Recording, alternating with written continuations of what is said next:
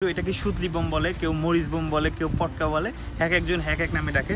তো আমরা কি করব, এই জিনিসটাকে এর মধ্যে ফার্স্টে দিব, দেওয়ার পরে আগুন ধরাই দিয়ে সাথে সাথে এটা আমরা মুখ দিয়ে ঢেকে দিব।